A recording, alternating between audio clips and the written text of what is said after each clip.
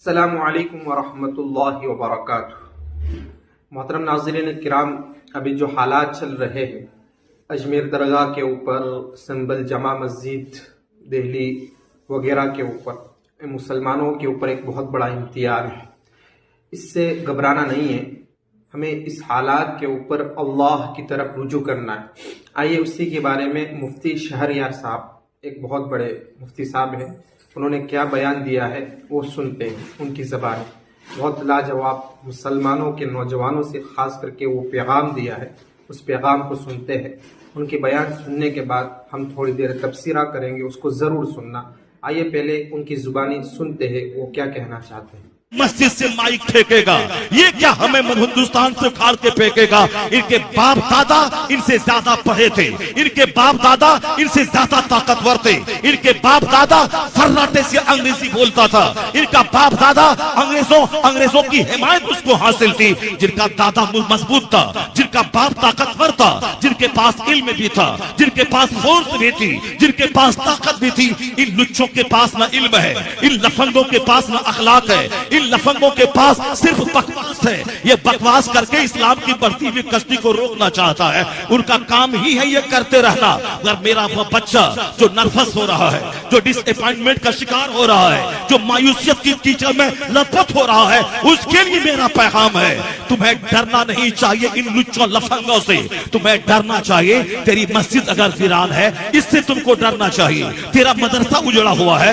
इससे तुमको डरना चाहिए। नमाज फर्ज हुई थी 15 साल में, आज तेरी उम्र है 60 साल, तुम्हारे जिम्मे 35-40 साल की नमाज कज़ा है, इससे डरना चाहिए। तुम्हारा हज मुअख्खर हो रहा है, इससे डरना चाहिए। फिर तू ज़कात माल की कायदे से नहीं निकालता है, इससे डरना चाहिए। यानी अपनी बदअमली से डर, इस्लाम के दुश्मनों की बकवास से मत डरा कर। इस्लाम का मुहाफिज अल्लाह है, इस्लाम कमजोर नहीं है, इस्लाम का मुहाफिज अल्लाह है, इस्लाम का मुहाफिज रहमते दो आलम रसूलुल्लाह है, मुस्तफा का पसंदीदा दीन इस्लाम है, इस तहरीक को लाने वाले मुस्तफा है, अल्लाह इसका मुहाफिज है। 150 साल की तारीख बताती है कि जब जब दुश्मनों की तादाद में इजाफा हुआ है, कलमा पढ़ने वालों की तादाद में इजाफा होता चला गया है। पहला दिन जिस दिन आपकी बीवी ने कलमा पढ़ा था, और आज का दिन 150 करोड़ मोहम्मदी फौज अपने नाम के साथ लफ्ज़ मोहम्मद को जोड़ के बताता है हम मुस्तफा के गुलाम है। कहां 150 करोड़। ये हालात बताते हैं कि तुम नर्वस होने की तुम्हें कोई जरूरत नहीं है। 1000 दुश्मनी बढ़ने दे, दुश्मनी बढ़ती जाएगी, ये 150 करोड़ 200 करोड़ की तादाद में बदलता चला जाएगा। दुश्मनी बढ़ती जाएगी, इस्लाम मजबूत होता चला जाएगा। वो तहरीक इस्लाम है जो मजबूत कमजोर होने नहीं आया है। ये एक मजबूत मजहब, मजबूत बुनियाद पे खड़ा हुआ मजहब। हाँ, मैं लुच्चा लफंगा हूँ, मैं तबाह हो जाऊंगा, मैं ज़िनाकार हूँ, मेरी आंख कमजोर हो गई, मैं शराबी हूँ, मैं जुआ खेलता हूँ, मेरा लिबास काफिरों जैसा है, मेरी शादी ब्याह काफिरों जैसी है, मेरी मंगनी, मेरा कार्ड छपाना, बारात का लाना, पिंडाल छपाना, मेरी सारी गाढ़ी कमाई काफिरों की नकल में जा रही है। सुन्नतें तरस रही हैं, कराह रही है। सादगी जो हमारे ईमान का हिस्सा था, सादगी जो हमारे कल्चर का हिस्सा था, हमने फिल्मी शादी रचाई, हमने सिर्फ दुनिया को काफिरों का मकान का मुकाबला किया, हमने गाड़ी का मुकाबला किया। मेरा बच्चा डीएम बन जाएगा तो हमको इज्जत मिल जाएगी, मेरा सारा बच्चा एमएलए बन जाएगा तो इज्जत मिल जाएगी, हमारा अपना आदमी एमपी बन जाएगा तो इज्जत मिल जाएगी, हमारा अपना आदमी, मेरे मन का आदमी मुख्यमंत्री बन जाएगा, हमारी इज्जत बन जाएगी, हमारी इज्जत बढ़ जाएगी। ऐसा नहीं होगा। जिस हाल में हम हैं, न मेरे घर में इस्लाम है, न मेरे लिबास में इस्लाम है, न मेरी शक्ल सूरत में इस्लाम है, न मेरी शादी ब्याह में इस्लाम है, न अकीका खतना मंगनी में इस्लाम है, सिर्फ दिल में इस्लाम है। बज़ाहिर सारा काम काफिरों जैसा, यानी मेरी माँ बहनों का बेपर्दा फिरना, शादी के मौके पे बेपर्दगी का धमाल मचाना, इस कदर सज धज कर नंगे सर और नीम बरहाना होके जाना, जैसे कोई तवाइफ है सज धज कर कराहत के इंतजार में अपने कोठे से से बाहर निकलती है। यही है इस्लाम, यही है फातिमा ज़हरा की सीरत। एक शख्स ने निकाब के खिलाफ कुछ बोला तो सारा हिंदुस्तान चिल्ला रहा है क्या नहीं नहीं निकाब पहन के मेरी बेटी जाएगी। एक बेटी निकाब पहन के गई, चिल्लाई तो सारा हिंदुस्तान सर उठा के कहता है वह शेरनी है, वह बहादुर है, वह ये है, वो है। एक बेटी के निकाब से तुझको क्या मिलेगा? एक तो टेम्पररी, वो तो ओकेजनली, वो तो एक इत्तेफाकी अमर था जो ऐसा हो गया। वरना काफिरों का बोलना कि निकाब पहन के आके मेरे स्कूल का माहौल खराब मत करना, वरना तेरी 99% बेटियां बेनकाब रहती है। वो तुम्हारे जलसे में बेपर्दगी, तुम्हारे उर्स में बेपर्दगी, तुम्हारी शादी में बेपर्दगी, तुम्हारे पास पैसा बढ़ता है, तेरी बेटियां जींस और टी शर्ट पहन के कॉलेज जा रही है, ट्यूशन पढ़ने जा रही है, कोचिंग सेंटर जा रही है, बाजारों में मार्केट में तेरी माए बहनें बेटियां बेपर्दा लिबास पहनकर बेपर्दा होकर मार्केटिंग कर रही है। अथुक स्कूल में क्यों 5 औरत भूतनी और चुड़ैल बनकर निकाब पहन के आ रही है, जब 99% तेरी बेटियां बेपर्दा घूमती है। ये 5 औरतें स्कूल का माहौल क्यों खराब करती है? क्यों हिजाब पहन के आ गई, क्यों निकाब पहन के आ गई? यहाँ चिल्लाने की जरूरत नहीं है, सिर्फ खामोशी से इसका जायजा लेने की जरूरत है। यह दिल किसने दिखलाया है? हमने उन काफिरों की जबान में हौसला हमने दिया है कि हमने समझा कि मौलवी का काम है दाढ़ी रखना, हमने समझा मौलवी का काम है टोपी पहनना। बहैसियत ईमानदार हमारा काम नहीं है काफिरों का मुकाबला करना, उसकी तरह क्लीन रहना, उसकी तरह लिबास पहनना। ये मौलवी का काम है मस्जिद को आबाद करना, ये मौलवी की बीवी का काम है निकाब पहनना। बाकी हमारी बेटियां ये अरबपति की बेटियां हैं, ये तो जींस टी शर्ट पहनकर जब पैसा बढ़ता रहे तो लिबास छोटा होता रहे। पहले पैसा था तो लिबास ढीला था, पैसा बढ़ा थोड़ा टाइट लिबास हुआ, और पैसा बढ़ा तो फिर जो पिंडली तक लिबास था वो घटके तखनों तो घुटनों तक आ गया। थोड़ा और पैसा बढ़ा तो वो लिबास शॉर्ट्स में बदल गया, थोड़ा और पैसा बढ़ा वह शॉर्ट्स से बिकनी में तब्दील हो गया। यानी हमारा पैसा मुझको नंगा कर दिया। तो हम में एक काफिर में क्या फर्क रहा, हम में और एक काफिर की बेटी में क्या फर्क रहा? शादी ब्याह में वही धमाल है जो एक हिंदुओं के यहाँ है, फिर हम में एक जहन्नमी में क्या फर्क रहा? तो बेटी को नंगा पहले मैंने किया, मैंने उसका लिबास बदला, मैंने दुपट्टा छीना, मैंने उसको जींस से पहनाया, मैंने उसको चड्डी और बिकनी पहनाया। आज अगर कोई काफिर मेरे निकाब के खिलाफ बोल रहा है, चिल्लाता क्यों है, प्रोटेस्ट क्यों करता है, एहतजाज क्यों करता है, क्यों हल्ला करता है? ये दिन तो हमने उसको दिखलाया है। स्कूल में 90% बेटियां हमारी जींस टी शर्ट पहन के जाती है और 2-4 बेटियां निकाब पहन के आ रही है। वो तो बोलेगा ही, अगर ये निकाब कंपलसरी होता तो तेरी सारी बेटियां निकाब पहनती। यहाँ तो 90% निकाब नहीं पहनती और तुम 5 को हिजाब ओढ़ के स्कूल का माहौल खराब कर रही हो। उनका बोलना हक बजानिब है। यहाँ बुजुर्गों ने कहा है, चिल्लाए बगैर अपनी तहरीक का जायजा लेना, अपने अमाल का जायजा लेना, अपने अहवाल का जायजा लेना। हकीकत का तकाजा यही है कि तुमको गुस्सा तो आएगा जरूर, लेकिन देखना कि ये दिन क्यों आया, तुमने ही उसको मौका दिया। अब खामोश तौर पर हर मुसलमान ये तय कर ले कि जो लिबास जो पर्दा फर्ज है औरतों का और हमने इस फर्ज को ताक पे रखा है, अब वो अहद कर ले कि हर 8 साल से ऊपर की मेरी बेटियां निकाब पहनेंगी, हिजाब डालेंगी, निकाब ओढ़ेंगी, न उनका सर नंगा रहेगा न चेहरा नंगा रहेगा। चाहे मदरसे में पढ़े, चाहे कॉलेज में पढ़े, चाहे यूनिवर्सिटी में पढ़े, मगर पर्दे के साथ रहेंगी। जिस दिन 100% मेरी बेटियां निकाब पहनने लगी तो अमेरिका के कॉलेज में भी निकाब को परमिशन मिलेगा, हिंदुस्तान के स्कूलों में भी निकाब को इजाजत मिलेगी। यहाँ इज्जत में इजाफा होगा। अब मरने के बाद फातिमा ज़हरा की कनीजी का शराब देकर जन्नत में जगह मिल जाएगी। होना ये चाहिए था, यह दिन देखने को क्यों मिला? नहीं, सिर्फ प्रोटेस्ट करना है, एहतजाज करना है, मौका हमने दिया है। मेरा बेटा बोलता है कि मैं दाढ़ी क्यों रखूं मौलाना, दाढ़ी रखता हूं तो मेरी बेटी मेरे निकाह में आने से इनकार कर देती है। मेरे अपने लोग कहते हैं कि नहीं जंगल वाला मुझको अच्छा नहीं लगता है। मैं कहता हूं कि हाँ, बात बिल्कुल सही है, ये मौका हमने दिया है। हमने क्या कहा, 98% लोगों ने दाढ़ी मुंडाया। सिर्फ मौलवी और मौलवी के संपर्क में आने वाला 2% आदमी उसने चेहरे को दाढ़ी से सजाया। चाहे चेहरा जैसा भी लगे, मगर सरकार की सुन्नत पे अमल करना है, जैसा कैसे लगे।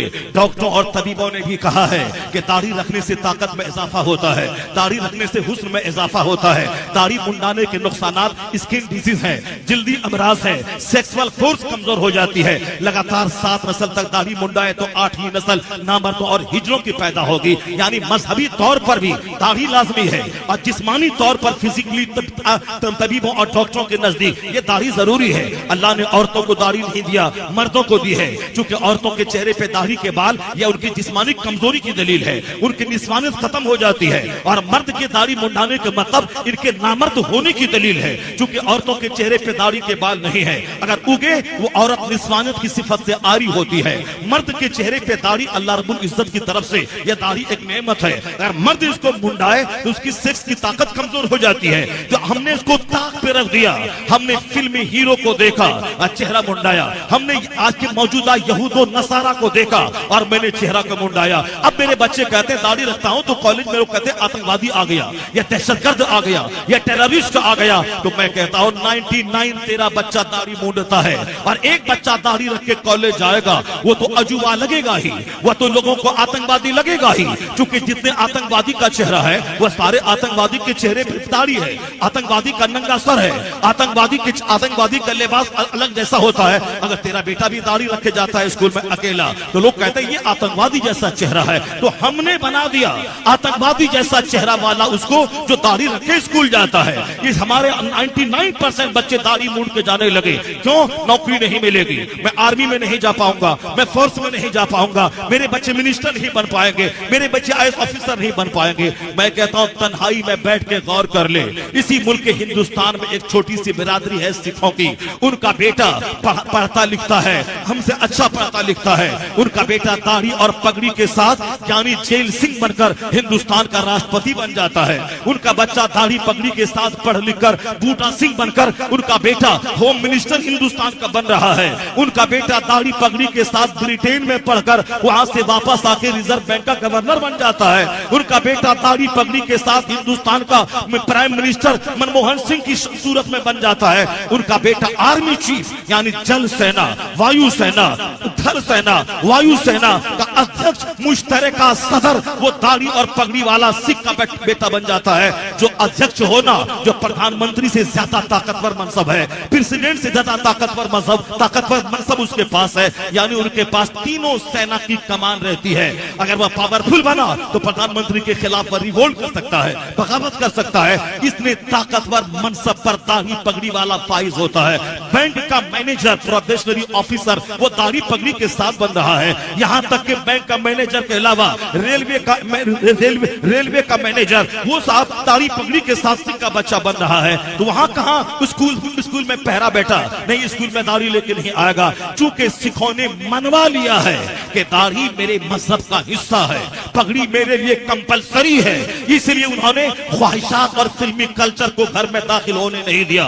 उन्होंने कहा मेरा लिबास जो भी हो दाढ़ी पगड़ी साथ रहेगी। तो अब दिल्ली के केंद्रीय विद्यालय में दाढ़ी पगड़ी के साथ उसके बच्चे पढ़ रहे हैं, कनाडा के स्कूल में दाढ़ी पगड़ी के साथ उसके बच्चे पढ़ रहे हैं, यहाँ तक कि हिंदुस्तान की जवाहरलाल नेहरू यूनिवर्सिटी में दाढ़ी पगड़ी के साथ उसके बच्चे पढ़ रहे हैं। गवर्नमेंट के नजदीक भी उनको सम्मान है कि किसी भी पोस्ट में वो जा सकता है अगर उनके पास मेरिट और काबिलियत मौजूद है। मगर मेरे बच्चे को आतंकवादी क्यों बोला जाता है? मेरे बच्चे के पास मेरी बहनें, मेरी बेटियां क्यों नहीं उसके निकाह में आ रही है? हीरो साइकिल का मैनेजर दाढ़ी पगड़ी वाला, पंजाब की खूबसूरत बेटियां उसी दाढ़ी जंगल वाले शौहर का इस्तेमाल करती है, उसी के निकाह में वो जाती है। वो भी IAS ऑफिसर है पंजाब की बेटियां, वो कहां कहती है दाढ़ी वाला नहीं चाहिए, जंगल लग रहा है, पगड़ी वाला नहीं चाहिए, 18 साल का जवान 80 साल का बुढ़ा लग रहा है। नहीं, उनकी बेटियों के भी दिमाग में सेट है कि हमारे मजहब में दाढ़ी और पगड़ी कंपलसरी है, मुझे अपने हस्बैंड के सिलेक्शन में इसका तो ख्याल रखना ही पड़ेगा। ये हमारी गरीब रिक्शा चलाने वाली की मजदूर बेटी, जिसको न इल्म इस्लाम का है न दुनियावी तालीम है, और इनको बाप माँ घर का कल्चर भी काफिराना है। वहां घर में पॉलिटिक्स का चर्चा, फिल्म का चर्चा, क्रिकेट का चर्चा, ये सारा चर्चा है, मगर कभी इस्लाम का चर्चा, बुजुर्गों का चर्चा, गौसे आजम की माँ का चर्चा, फूले भी फूले से भी नहीं लेता, ईद के दिन टोपी पहन के चला गया, बाकी सारा लिबास काफिराना, शादी ब्याह में कल्चर सारा काफिराना। अब वो बच्चा क्या जानेगा कि सुन्नत क्या है, फर्ज क्या है, नफल क्या है, आखिरत क्या है, जन्नत क्या है? वहां तो बाप ने कभी जन्नत की बात ही नहीं की। वो घर में तो बोला कि वह पढ़ा लिखा कमाया खाया, वह पढ़ा लिखा अरबपति बन गया, वह डॉक्टर बना करोड़ों का घर बना लिया, वह इंजीनियर बना करोड़ों का घर बना लिया। अब तो बच्चा समझता है कि पढ़ने का मकसद पैसा कमाना, डॉक्टर बनने का मकसद पैसा कमाना। अब अगर उसका बच्चे का कल्चर उजड़ जाए, मिठाई का एक पैकेट उसका ईमान छीन छीन ले, नौकरी की लालच से वो ईमान को खैर बात कह दे। कसूर उस माँ बाप का है जिसने बच्चों के सामने खाने कमाने का चर्चा तो किया, वह जन्नत का चर्चा नहीं किया, जहन्नम की आग का चर्चा नहीं किया, हुजूर की हयात तैयबा का चर्चा नहीं किया। गांधी का चर्चा हुआ, नेहरू का चर्चा हुआ, अंबेडकर का चर्चा हुआ, मगर सरकार दो जहां की सीरत का चर्चा नहीं हुआ। अब अगर बच्चे हाथ से निकल गए तो लोग कहते हैं मौलाना ऐसी तकरीर कीजिए कि मेरे बच्चे हाथ में आ जाएं, मेरे बच्चे हाथ से निकल गए।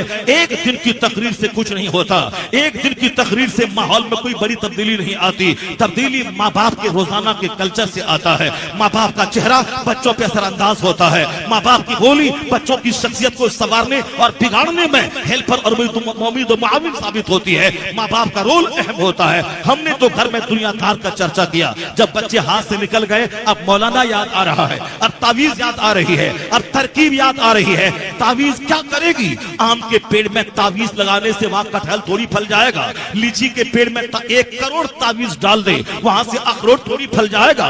कटहल के पेड़ में तावीज 1 लाख डाल दे, वहां से सेब थोड़ी निकल जाएगा। ये तो कुदरत का कानून है। जैसी माँ वैसी औलाद, जैसा बाप वैसा बच्चा, जैसा दरख्त वैसा फल, जैसी जमीन वैसी पैदावार, जैसी फैक्ट्री वैसा प्रोडक्शन। यहाँ सारी तदबीरें उल्टी थी और नतीजा बरक्स निकला। तो अब तावीज ला के दे दो, और तावीज से फायदा ना हुआ तो अब तावीज का ही इनकार कर बैठा कि तावीज से कोई फायदा ना होता है। कुदरत का कानून है, जब माँ हो फातिमा जैसी और बाप हो अली जैसा तो बेटा हसन और हुसैन दोस्तों, आपने बयान को सुना।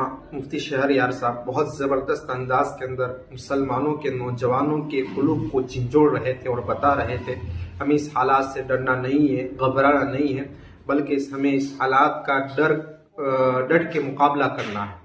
दोस्तों, आज जो हमारे ऊपर हालात है, अल्लाह से दूरी की वजह से हमारे ऊपर हालात आए हुए हैं। दोस्तों, इस बयान के ताल्लुक से आपकी क्या राय है आप कमेंट बॉक्स में ज़रूर लिखें और वीडियो को ज़्यादा से ज़्यादा शेयर करें, लाइक करें, सब्सक्राइब ज़रूर करें।